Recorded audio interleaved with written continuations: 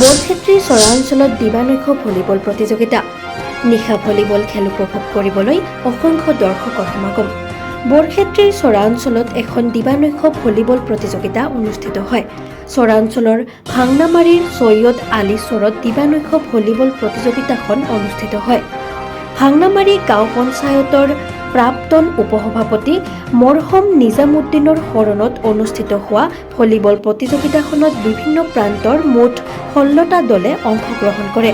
পুৱতি নিশালৈকে চলা খেলখনত ফাইনেল খেলখন অনুষ্ঠিত হয় গ্ৰীণ ভেলী আৰু পেৰাধৰাৰ মাজত, আৰু গ্ৰীণ ভেলী দলে বিজয়ী হৈ শেষ হাঁহি মাৰিবলৈ সক্ষম হয়।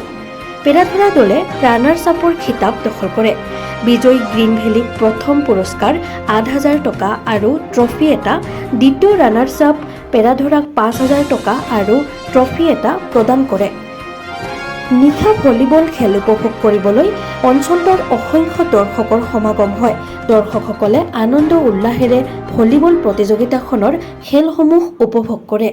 আজি বৰক্ষেত্ৰী সমষ্টিৰ ভাংনামাৰী চৰাঞ্চলত মৰহম নিজামুদ্দিন শৰণী প্ৰাইজমানী দিবানৈশ ভলীবল খেলৰ আয়োজন কৰা হৈছে। উক্ত খেলত আজি অসমৰ বিভিন্ন ঠাইসমূহৰ পৰা অতিকমেও 16খন দল আজি ইয়াতে অন্তৰ্ভুক্ত হৈছে আৰু আমাৰ উদ্বোধনী অনুষ্ঠান ইতিমধ্যে হৈ গৈছে। উদ্বোধনী অনুষ্ঠান ভাংনামাৰী আৰক্ষী থানাৰ সন্মানীয় আৰক্ষী বিষয়া দিবাকৰ কলিতা আৰু কুৰিয়ামাৰী ৰাজীৱ গান্ধী এম ই মাদ্ৰাছাৰ প্ৰধান শিক্ষক আব্দুৰ ৰহিম ছাৰে আমাৰ শুভ উদ্বোধন কৰিছে।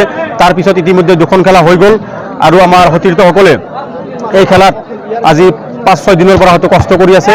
আজি এই কষ্ট কৰাৰ বিনিময়ত আজি আমাৰ এই অনুষ্ঠানখন সফল হৈছে বুলি আমি ধৰিব পাৰোঁ। আজি হয়তো আপোনালোকে জানে চৰাঞ্চলৰ অতি পিছপৰা অঞ্চল, ইয়াত যথেষ্ট খেলুৱৈ আছে, কিন্তু প্ৰতিভা আছে, কিন্তু উন্নত মানৰ খেলপথাৰ আদি নথকাৰ ফলত আমাৰ খেলুৱৈসকল আজি উঠি আহিব পৰা নাই।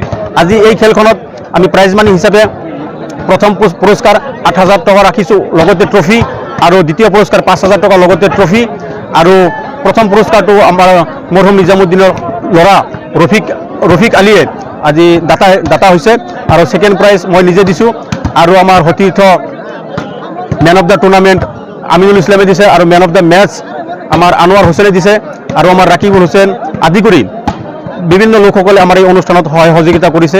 আৰু আগন্তুক দিনসমূহত যাতে এই চৰাঞ্চলত ইয়াতকৈ উন্নত মানৰ খেল আমি অনুষ্ঠিত কৰিব পাৰোঁ, তাৰ বাবে আমি চৰাঞ্চলৰ ৰাইজৰ আমি উৎসাহ উদ্দীপনা আৰু সঁহাৰি বিচাৰিছোঁ। আজি খেলখন বৰক্ষেত্ৰী সমষ্টিৰ ভাংনামাৰী থানাৰ অন্তৰ্গত নিচেই ওচৰত খেলপথাৰত আজি এই খেলখন অনুষ্ঠিত হৈছে।